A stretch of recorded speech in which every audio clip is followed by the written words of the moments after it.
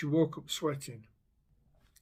It just felt as if she'd been punched in the stomach around her navel area, and she thought it was a bad dream.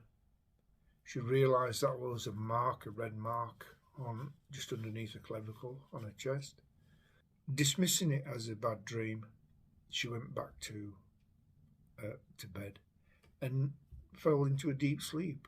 She woke up late. She woke up late for school, and she didn't feel that very well. It was like she had a really bad flu. Right, okay. She told her mother, June, that what had happened, and her mum just says, "Oh, it's just a bad dream. It's just a bad dream." She says, "No, don't worry about it."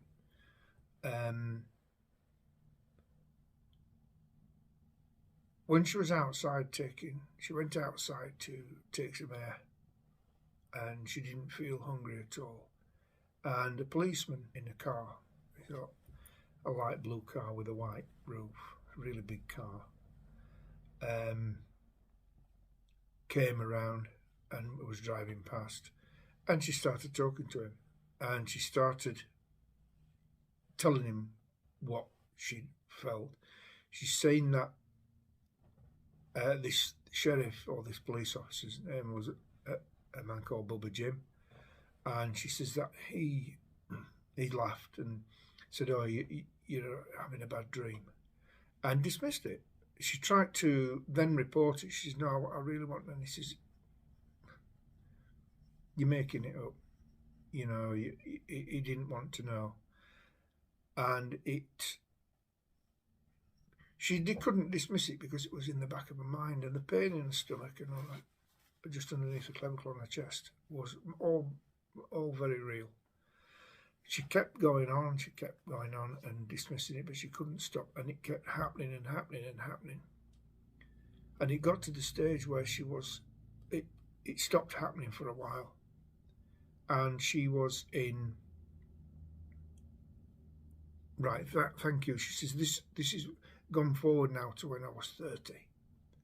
She says, and nobody believed me, and everybody at school, everybody at college laughed at me when they heard about this. She says, and it just got to the stage where I just had enough, and she started drinking before she went to sleep, and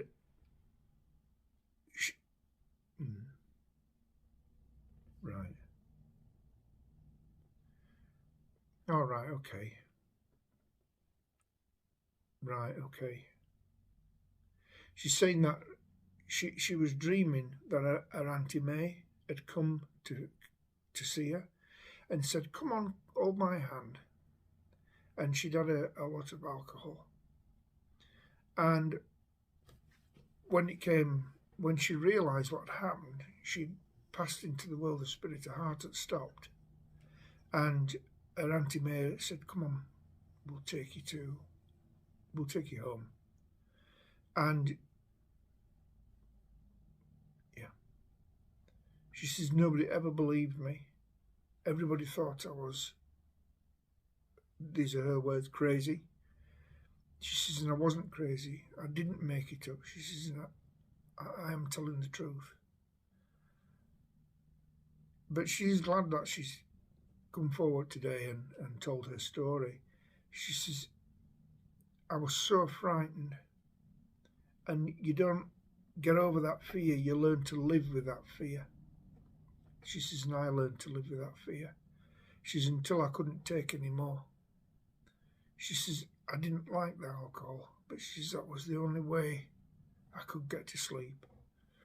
And she's saying that, yeah, right, okay. She said that was the only way I could sleep. She says, but I had to drink more and more and more to get to sleep. And in the end, it was too much for her heart. The stress of it affected her heart.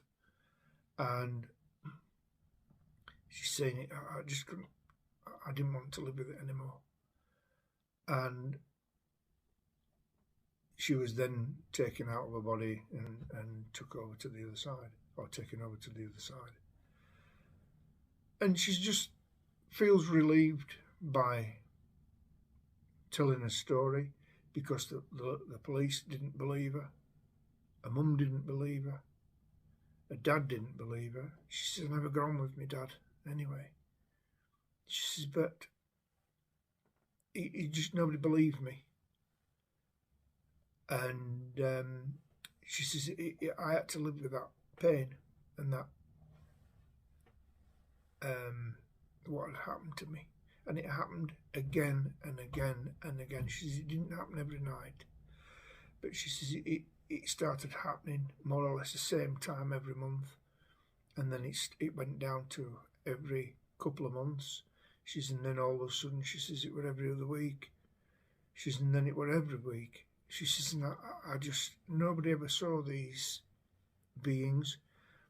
She says that she feels that she was taken into a craft. But she says, I never saw it. She says, all I saw was a semi-consciousness and a bright light and this table. She's glad it's over. She's glad she's told a story. And she is pulling away now. And thank you, bless you. Okay. She's saying all that guilt and all that stress and all that disbelief has been taken away from her now, and she feels a lot lighter. And on that note, she is pulling away. I'd just like to say thank you to everybody for tuning in, and I'll see you in the next one. Bye for now.